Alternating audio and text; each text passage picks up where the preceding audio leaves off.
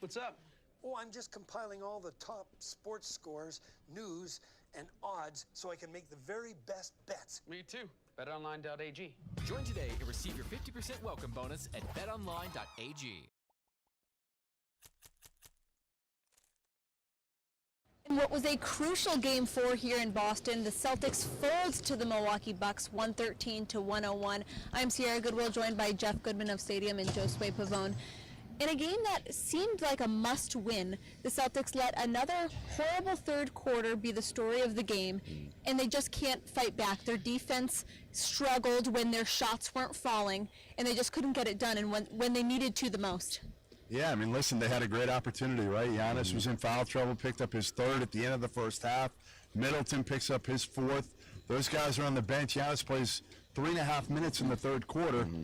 Yet it was the Bucks who extended the lead and actually had an advantage by 8 points without Giannis on the floor. And just amazing to me the lack of urgency that this Celtics team played with tonight, with really the season riding on the line. And you know, unexplainable in a sense, but explainable because they've been so inconsistent all year long. We've seen this before, right? I mean, I think that's why it's explainable, like you said. You know, the 12-point deficit, they actually cut it down to 5 in that fourth quarter. You had the crowd behind you, but then you just didn't see that same sense of urgency that you saw from the Milwaukee Bucks. And this has been the story of the entire series. I guess minus Game 1, where the Celtics dominated the Bucks in Milwaukee. But, I mean, you're at home, 2 games back-to-back. I don't know about you, but I'm thinking, can you get one of these? I mean, I was thinking Game 3 would be it. Game 4, you have Marcus Smart back in the mix. Obviously, Marcus not going to give you 20, 25 minutes, but just his energy alone, at least in my opinion, that toughness made a difference in that first half. Second half, you know, you try to carry that over. Of course, the Milwaukee Bucks, once again, huge third quarter. And then in the fourth, you just don't see that sense of urgency. You saw the way they defended Kyrie Irving, another rough shooting night for him. And that was essentially, I mean, I feel like this team just really leaned on him and expected him to come up big in that fourth quarter. But I think we overlooked how good this team is defensively and the way they defended Kyrie Irving.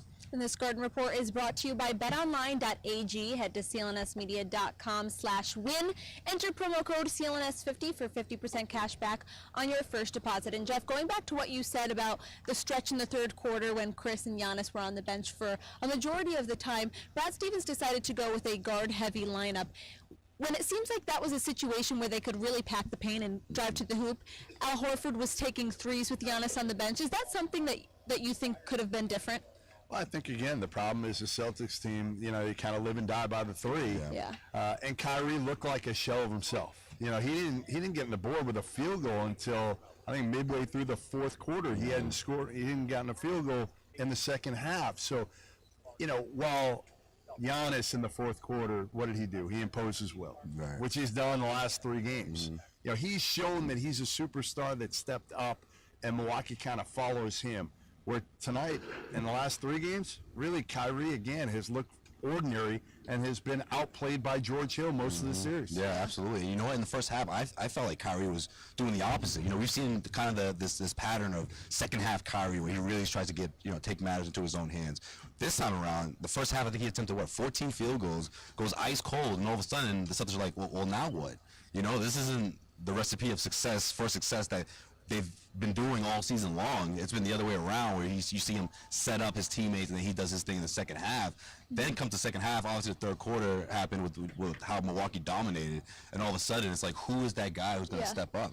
Obviously Kyrie's supposed to be the superstar of this team, but also Jayson, Tatum, and Gordon Hayward really didn't play well tonight. Jaylen Brown I've been pretty impressed with throughout the series in this playoff Marcus run. Morris, same. Yeah, when Marcus Morris is the guy you're leaning on in a playoff game, there's an issue there when you have guys like Jayson Tatum, Gordon Hayward, and Kyrie Irving on your team. A guy like that, Sierra? Jesus. I hear you say that. That's true. That's a valid point. Yeah. Offensively, that's not the guy you're supposed to lean on. Right. What do those guys need to do to give the Celtics a fighting shot in Game 5 in Milwaukee? Yeah, I mean, you can't have, like you said, Terry, you can't have Kyrie, Tatum, and Hayward, you know, all be average, if that. I mean, really, you know, Kyrie and Hayward were well below average. Tatum was average tonight, and he's been average in the series. Jayson Tatum, when Kyrie doesn't play well, has to step up and be the guy. He's certainly capable of it.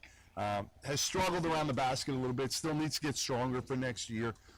Again, I still remain the biggest fan of the Jayson Tatum fan club. Still got that flag. I'm still there. Still waving the flag. I'm still waving it. But still have the rub to your boy, man. They really could have used him today. No doubt. Listen, he absolutely has not played well in this series. But I think, again, it's hard for this entire team because Kyrie is so ball dominant. Yeah. That nobody can get into rhythm on this team. And I think that's been their downfall. I agree with that. You know, and I'm sure you agree with me too. You expect Kyrie to step it up. Yeah. You know, it just didn't happen and dominate guy. And when you're used to that all season long, you're gonna stick with that. And then when that fails, you hit a career or a franchise record, most three-pointers attempted in one game. They try to shoot their way back into it, and it just didn't pan out. Well, the Milwaukee Bucks won 3 straight. Now the Celtics will have to do that if they want to continue their season. It's win or go home. Stick with CLNSmedia.com as we take our coverage out to Milwaukee for Game 5 on Wednesday night.